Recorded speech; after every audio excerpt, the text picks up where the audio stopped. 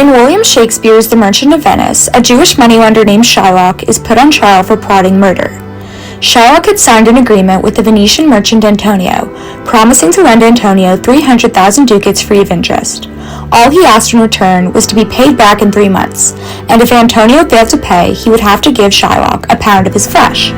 When Antonio did not have the money 3 months later, Shylock attempted to collect the flesh he was owed, but his agreement was challenged when Antonio went to court to have Shylock charged for plotting murder against him. In court, Shylock was shown mercy and evaded the death penalty. The play was written around 1597. As this was Queen Elizabeth's last few years of ruling, the legal system was less harsh and prejudiced towards Jews than it had been in previous years. However, being shown mercy in the court of law in the time of Queen Elizabeth's ruling was very rare. Punishments were brutal, especially those responsible for heresy or who had religious opinions that contradicted those of the government. In the Elizabethan era, heresy was also considered treason in many regions. The punishment for almost all religious-related crimes was death. Since the 1530s, religious prejudice became the norm in Venice, and the British monarch took heresy and treason very seriously. There were 3 main methods of execution.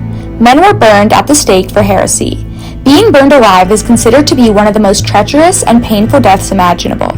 And during the ruling of Queen Mary I, famously known as Bloody Mary, the Queen oversaw 280 burnings for religious crimes.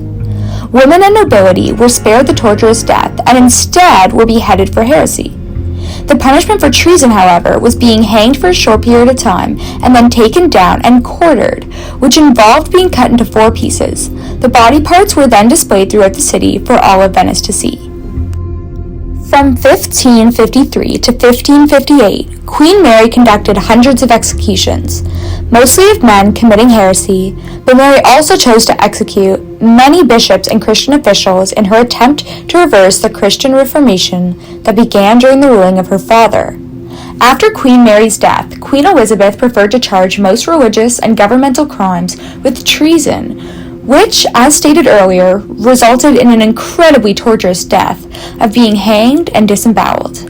Throughout the time of Queen Elizabeth's ruling, crime rates surged as more and more laws were being passed.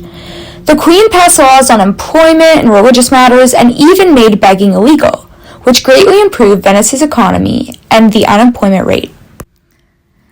Antonio signed the contract allowing Shylock to cut a pound of his flesh, and so the law could not prevent it. However, Portia, disguised as Balthazar the lawyer, looks over the contract and reveals that although Shylock can take flesh, he cannot spill a drop of Antonio's blood, as it is not stated in the contract.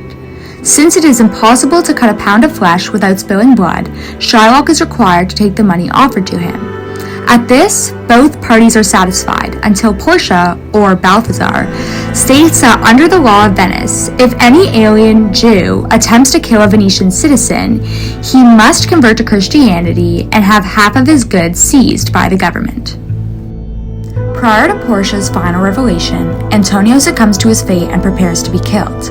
This scene depicts Antonio being publicly strapped to a chair, where he gives his final words to his dear friend Bassanio.